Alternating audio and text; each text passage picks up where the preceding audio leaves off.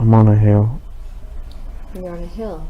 Mm-hmm. Can you describe that hill for me, if you could see your feet? Black boots.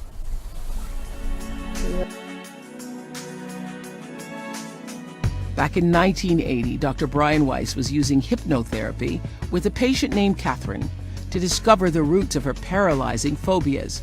In his book, Many Lives, Many Masters, he writes that during one of their sessions, Catherine regressed back to a time before she was born, recounting a past life as an 18-year-old girl named Aranda from the year 1863 BC. Sounds crazy, I know.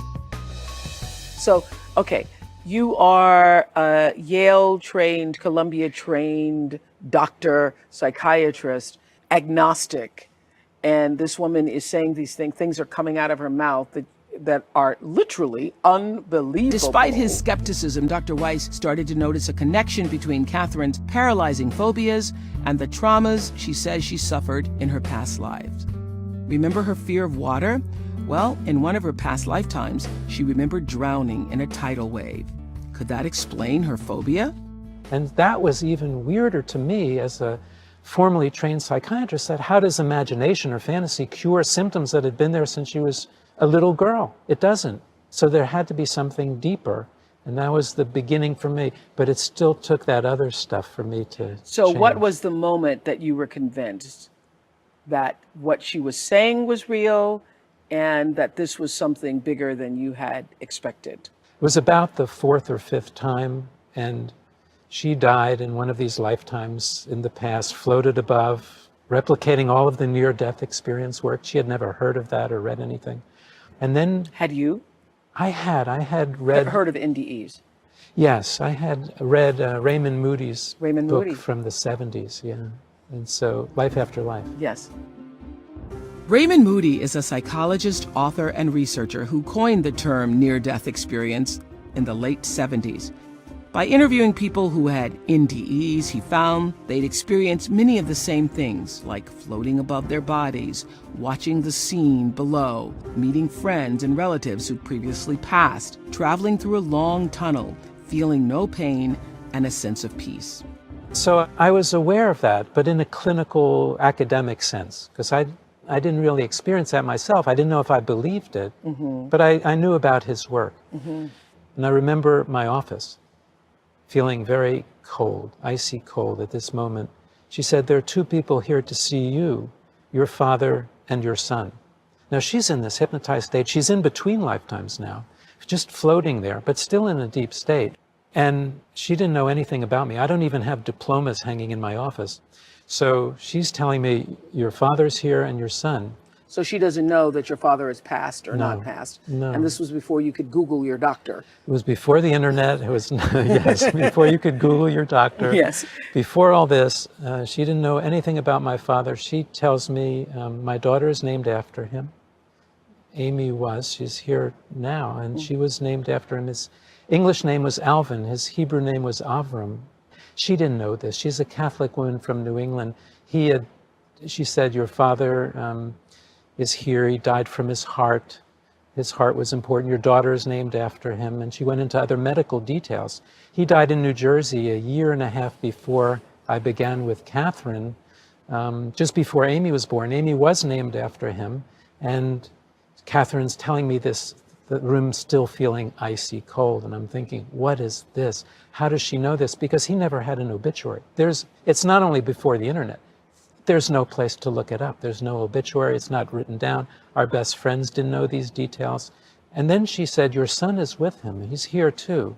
He's very tiny, shining brightly. And his heart is important also because it's turned around backwards. And she went into why he died. Medical details.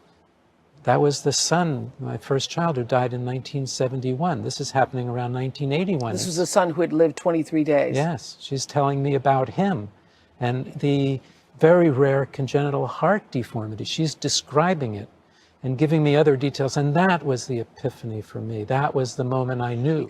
And you can start eating your food now. You can easily eat your food. Come on, take the food from the plate and slowly start eating it. Yes, Yes, yes. Now you can eat easily. Your hand is easily reaching to your lips. Yes, that's it. Fantastic. You're doing it so easily. You can do it so easily. Again, you can take the food from the plate. Yes. And slowly you can easily eat just like any other person. Absolutely correct. Your hands are so free now. Now you can eat your food for lifelong. You can move your hands exactly perfect. And you are doing it now just like any other person. Fantastic.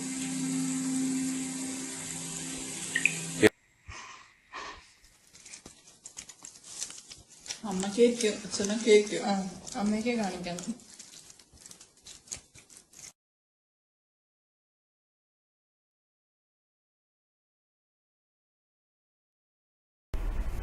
I'm on a hill.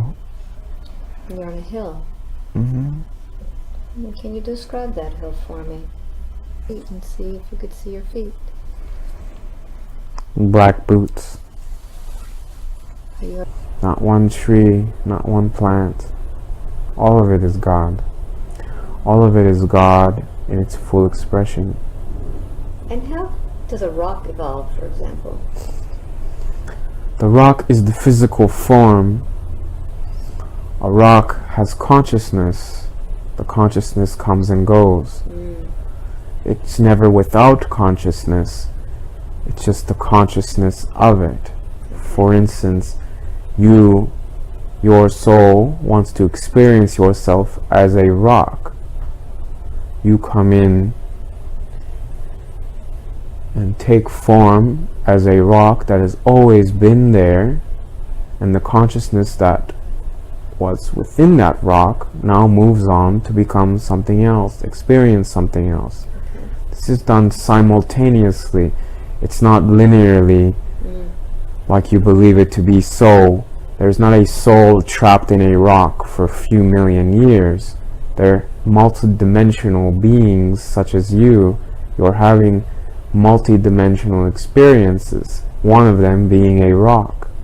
So your feeling of spirituality is all a matter of your level of awareness. I see. Okay. So you're actually communicating with the consciousness in all that is everywhere around you. Yes. Okay.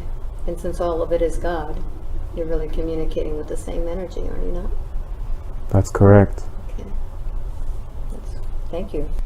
You will understand who you are the more and more you put effort into finding who you are. It's not outside of you. It's not anywhere other than with you, always inside. This wisdom of you, the whole universe is within you because you are the universe. You are God. God is all. Means that you are part of every planet, every speck of dust in this thing you call space, every star, every cosmic experience, everything, every person, every animal, every drop of water is you, and it exists within you. All of that wisdom is there for you. Go.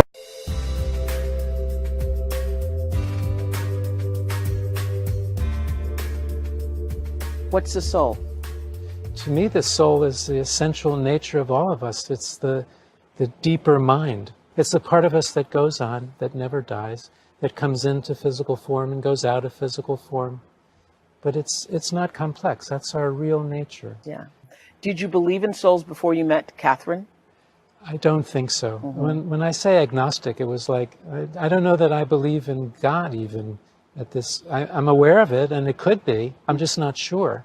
I need more proof, more evidence, and I got that. So now how do you define God? To me, God is indescribable. We don't have words and concepts, but it's in part understanding the energy that connects all of us together It's a clue into the nature of God. One of the first comments that Catherine made was, they tell me, masters, they tell me there are many gods, for God is in each of us. That tells me that God is in each atom and subatomic particle of our being. That's our essence. We're distilled from that. But we can't describe it because it has qualities that we don't even have words for. This is like beyond the dog whistle. You have to have this entire spectrum. But it's beyond the highest energy that we can imagine. But it possesses God. Compassion, incredible compassion, omniscience, wisdom, love, all of those qualities and more. It's a long answer. I love it, though. Do you pray? I do. I pray, I meditate, because I know that these are, how to put it, connections that we make with the divine. The concept of grace, that we can have interventions that help us. So I pray, of course, because I know beings are listening, and we need to have faith in those beings, whatever we want to call them, whatever names. It's beyond names. Okay, this is the question for you. What do you think happens when we die? Oh, well, I think that we never die because we're never really born. We existed before.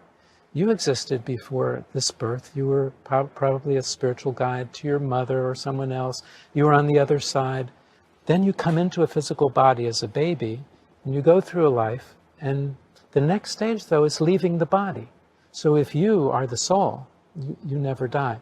When the body dies, you go on. Thank you so much. Oh. Thank you.